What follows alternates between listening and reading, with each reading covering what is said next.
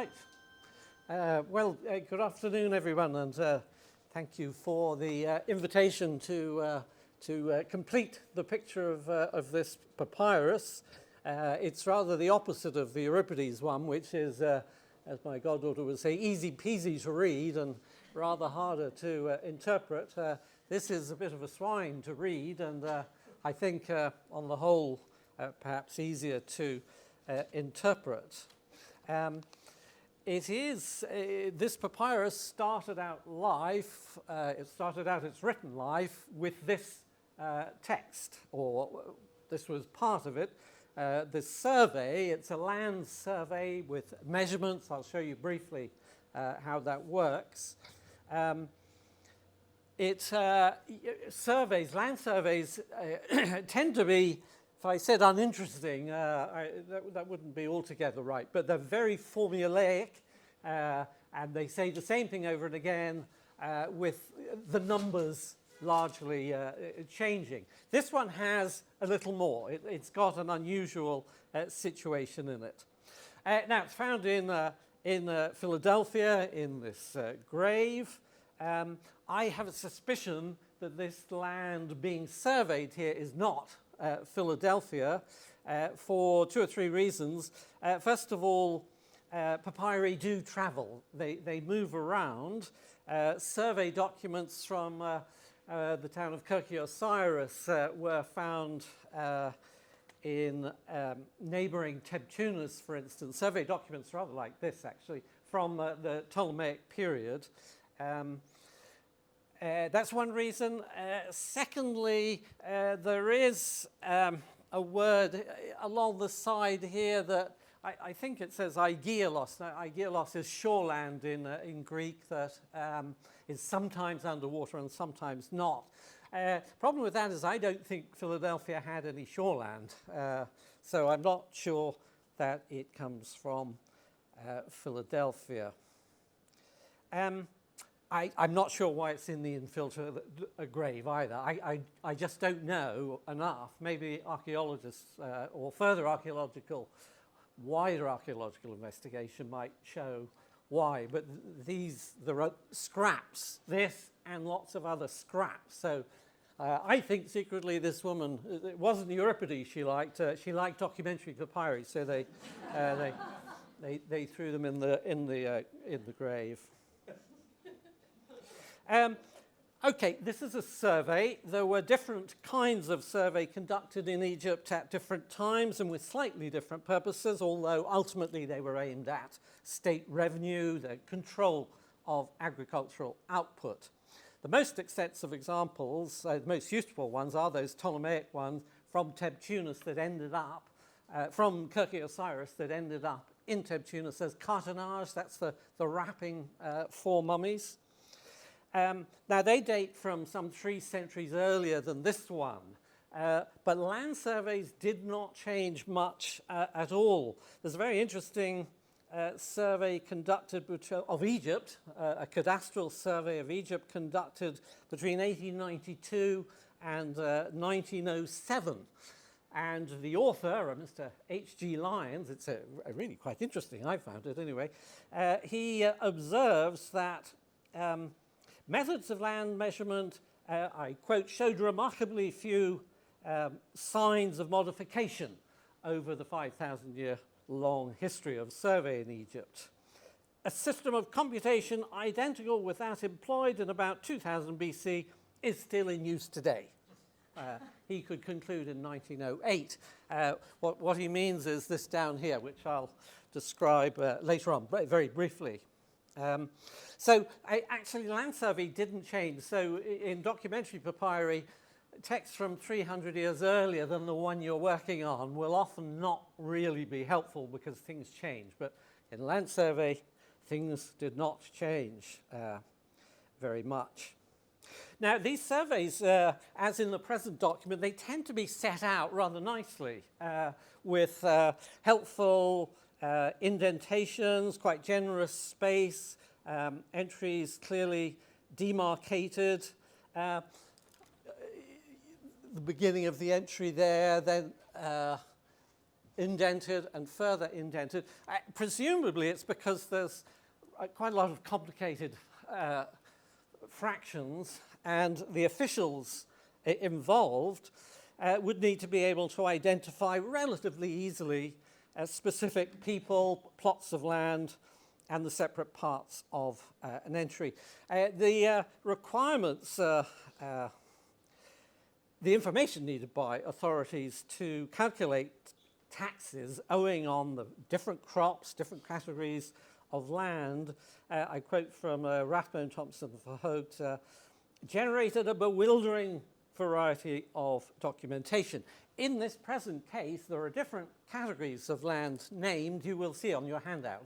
I thought it's easier to look at a text in writing. I must be old-fashioned than on the screen. I find when it's on the screen, I'm just getting the hang of it, and it goes. We're on to the next picture. So you can follow these on that handout.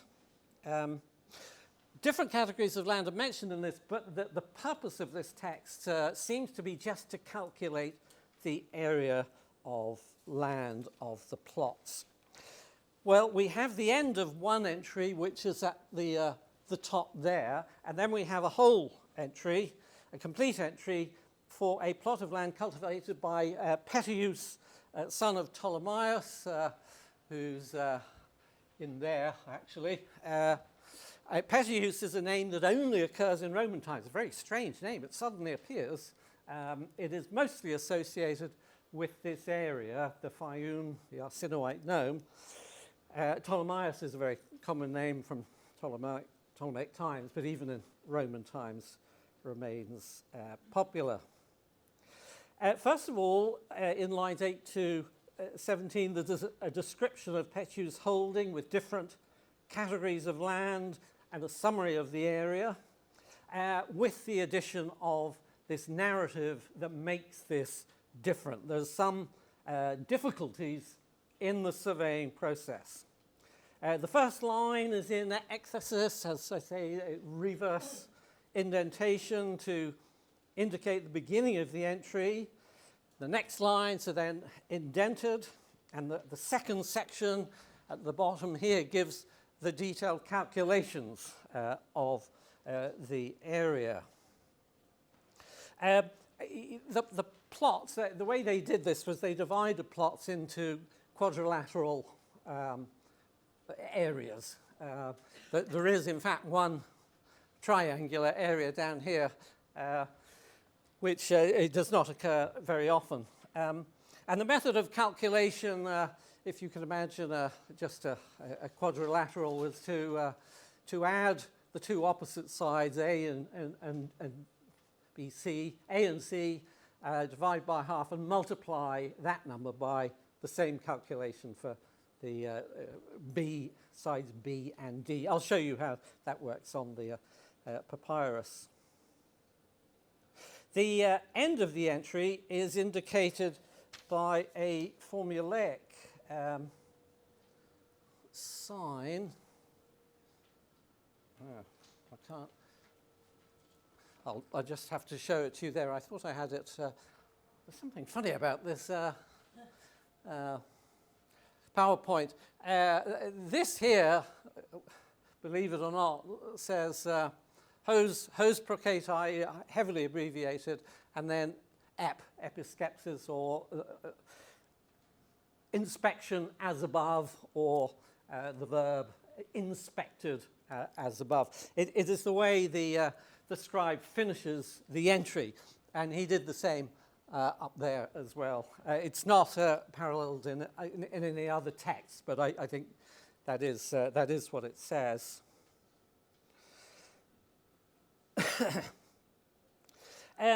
So this is an episkepsis. It does occur a number of times in the text, and that is an inspection which was carried out field by field in line 8. You will see catagron. You could carry out these inspections catandra by people, or cataphullon by crop.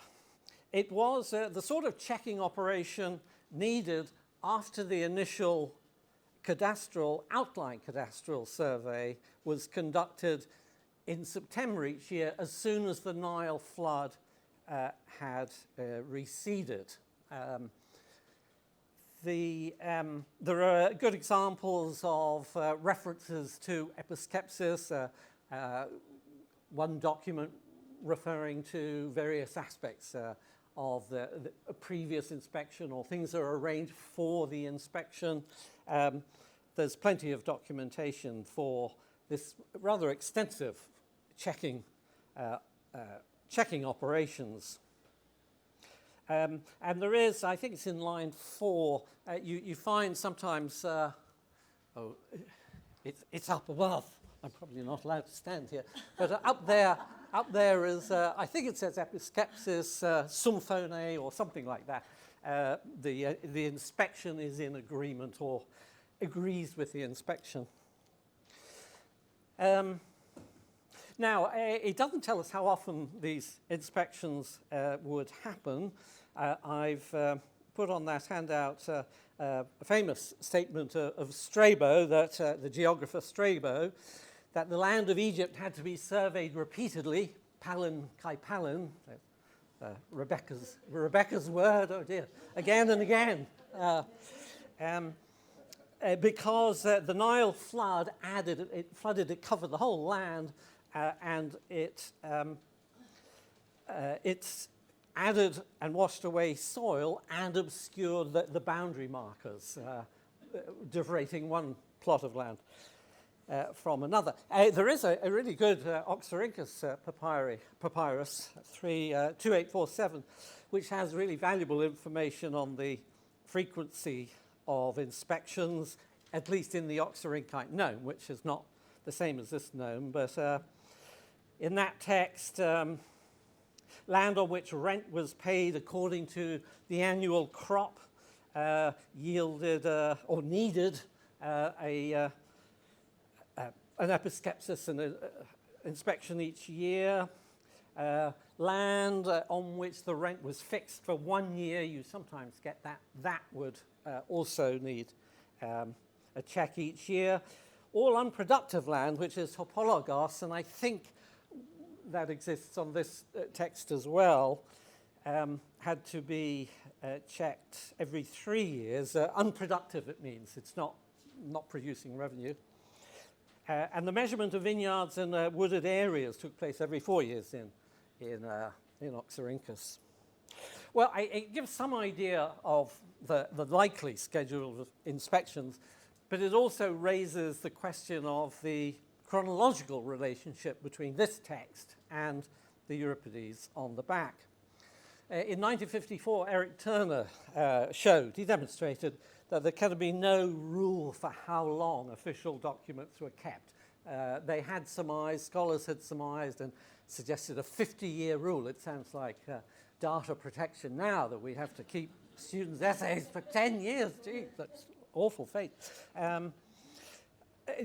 But he identified plenty of cases where there are dated documents on both sides of a papyrus showing reuse almost immediately, or after a number of years, or sometimes after a much longer period. And he drew the same conclusion, actually, with text where you have a dated document, where this is sort of dated, we'll come to that, and a literary text on the back. He suggested a normal period of 5 to 10 years for reuse, but he said it could be shorter. The interval between the recording of this survey and the availability of the papyrus for reuse must simply have depended on how long such an inspection remained of use to officials before it became redundant and the papyrus could be reused on the other side. Presumably an inspection of year 19, which is in line 17 of our text, would be important for the production of the outline survey of year 20 of the imperial rule, and perhaps longer. I mean, I could see a situation where the officials would keep documents on record just to check trends to see if things are changing. But it can't have been very long before this sort of document became out of date and usable as waste paper. Dorothy Thompson cites the plentiful evidence for the use of earlier documents in the preparation of the annual survey, but she was surely right to conclude that without a permanent cadastral record, and that did not exist, I think we can safely say, without that, the need for constant surveying would, I quote, lead to a speedy turnover and discarding of official documents, more waste paper for wrapping the sacred crocodiles of a neighbouring village, referring to that those Kirkly Osiris texts found in Tebtunis, and of course we can add or for the writing down of Euripides' plays or strange bits of Euripides' plays. Of course, the fact that a survey like the present one probably went out of date after a relatively short number of years it does not necessarily mean that it was reused as soon as it became redundant. It could have been sitting around in an office for decades. And the state of preservation may say something of its use.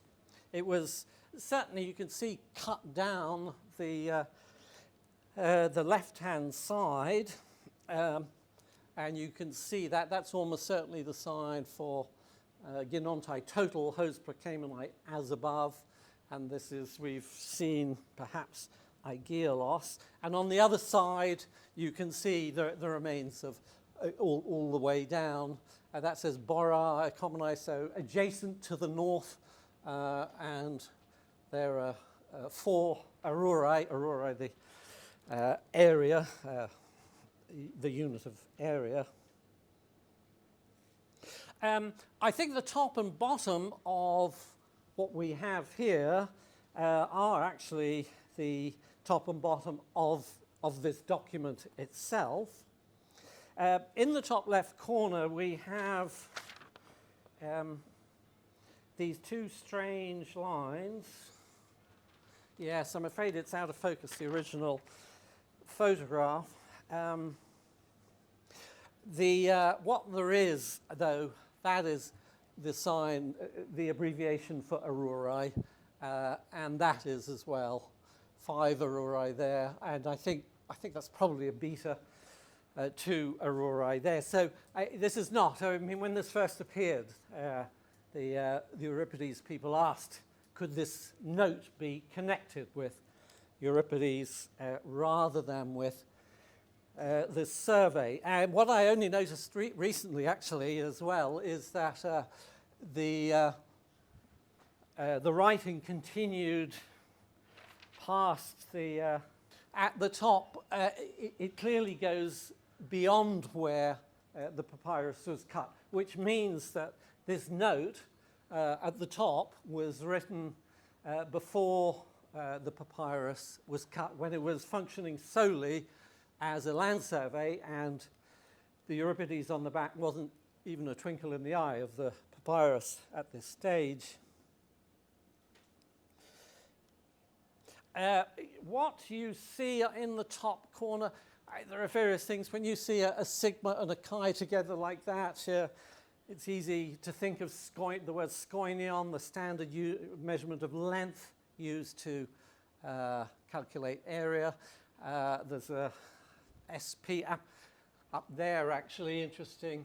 I think apor, cal, and as we'll see, calamos, reeds are important in the story.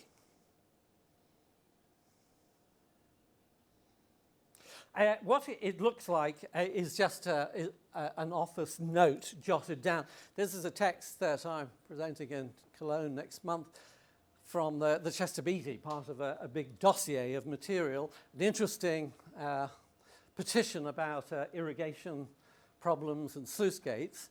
And as you see up there, there is a different hand, and there are names there that have nothing to do with the names in the petition. So that is just a note that a scribe has used a blank spot for himself to write down a note. And I think that's the case with this papyrus as well. Slightly clearer there.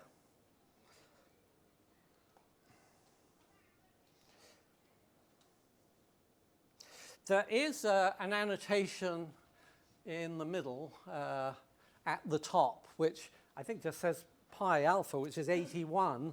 I think it just must be the column number. It's in a different hand.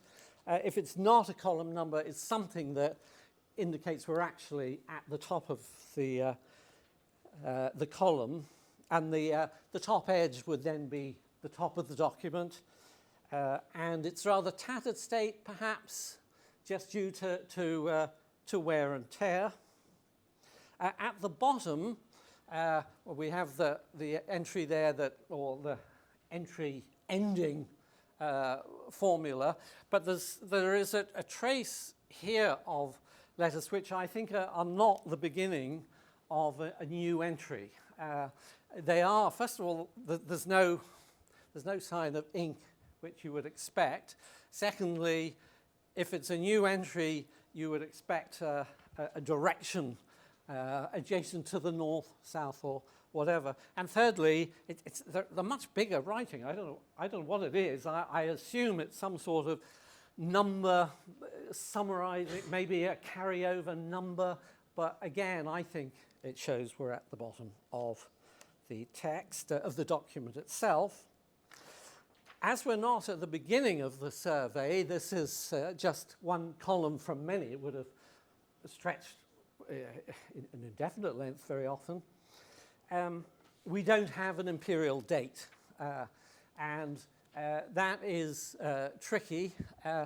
The use of paleographical parallels is not an exact science. I think this is a 3rd century text, actually.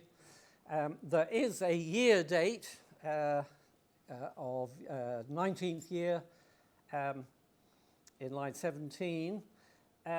Septimius Severus is the only 3rd century emperor with a 19th year before Diocletian, and that would put us in the year 210, AD 210.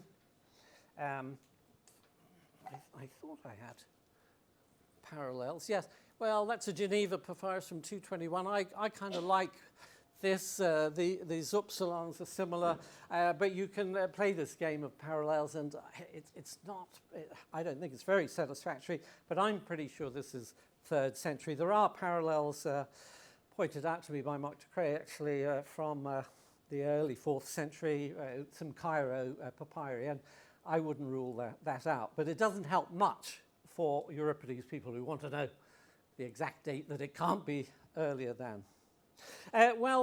Just the story, the part of the story that is unusual, and that is, it is something to do with reeds. We better go back to the full thing. There's Calamu there, kappa, alpha, and a lambda, indicating the abbreviation. Well, the details may not be completely clear grammatically how it works out, actually, but it is, I think, pretty clear that when the inspection was being carried out, there was a problem with reeds. They were blocking the view of the surveyor. Most of Pessius's fields were found to be separated somehow. I'll just look through very quickly by the planting or the growth of reeds, which was preventing the surveyor from doing his work because the reeds were too high. He couldn't see. It's a line of sight problem. For land surveying, you've got to have line of sight. Even with GPS, actually, I read about this, you actually have to have line of sight from the ground to the satellite. As H.G. Lyon observed in about that survey at the end of the 19th century, crops dictate the time when survey is possible. I quote, "The Dura crop, that's sorghum, the Dura crop in October and November, and the sugar cane during December and January form a complete obstacle to either traversing with the theodolite or land measuring with the chain. Both of these grow 3 or 4 meters high and form dense masses of vegetation which occupy a very considerable area. So in early 20th century, you could only conduct land surveys in Egypt from December to July, and I think it must have been the same in Roman Egypt. Well, just briefly, if we might just look at the entry of papyrus from lines 8 on, because there are one or two bits that I don't really know. This is a bit strange. It's either a sigma with an abbreviation sign or a stigma, the number 6, in which case that would be a 6th. I'm not terribly sure what is going on there.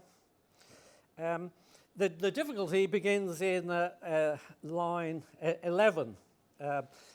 Certainly from one of the directions from the east, the inspection epituperontus for the present could not happen, uke genethe genesai, because at the time when the inspection was happening, ta ediphe, the fields, Euripides, were found en places, for the most part, pera, that's an odd word, were found on the other side. I don't really, I think the other side, he means the other side where the reeds are blocking the view. The land is over there, and the tein epicamenein futean to Kalamu, the intervening sort of plantation of reeds, en podesdein tein animatracin was hindering the measurement. To geometrunta, that is what's written actually. Something's gone wrong. I think the correction we need is kai ton geometrunta, and the man carrying out measuring the land. Me hure can I scopon sapphos tenai. These are odd words. Couldn't find a scopon to place clearly. This is line of sight, I'm sure. How it exactly works, I'm not sure. Skopos is an interesting word. In Greek literature, it's mostly the person doing the looking. It can be what's looked at. In Greek papyri, it does not occur before Byzantine times, and then it does not mean this. It means intention. The intention of the bishop comes up quite a lot. So this is an unparalleled situation. We don't hear of this in other papyri. So slightly strange vocabulary is simply something to do with it not being familiar. And just lastly, yes, the beginning of line 17 is a bit of a swine. Yes, so the sonoria is the, that's in here, sonoria in there, is the boundary, and that crops up a lot in these texts. The boundary to the north and east was cut off, ap ergo perhaps, some aorist passive anyway. But here, this is, if anyone can help me here, this is an epsilon and a nu. That's not really doubtful. I've read then epsilon rho, ER, and Gase is in here. There's a G there that goes down like that, which happens elsewhere. And I think that is a sort of slightly sloppy eta and a sigma. So Gase I'm happy with, but the letter in the middle looks like a lambda. Enagus, though, it would mean land that's in operation, that is being farmed. And the end of the line is also difficult.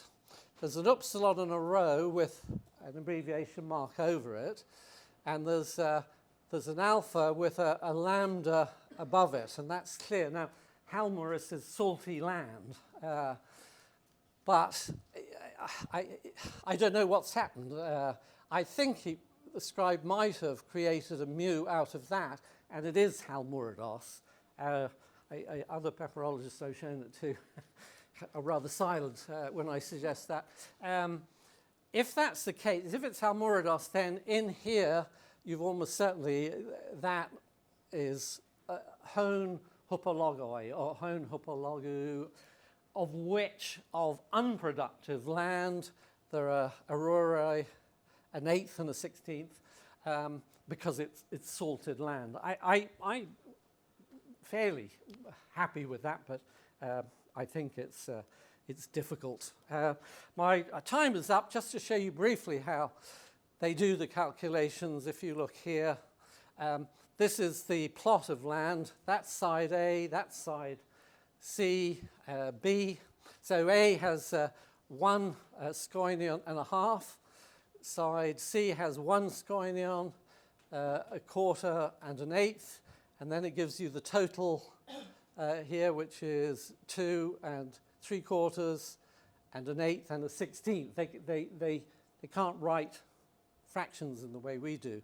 So, and then there's a dot when it's the same. So on side C and or B and D, they are the same. There's 2 scoinia there, 2 scoinia there. This calculation works fine if it's a perfect quadrilateral, if it's an equal quadrilateral. Otherwise, it registers too high, which of course is fined by the government, and it lasted for 4,000 years.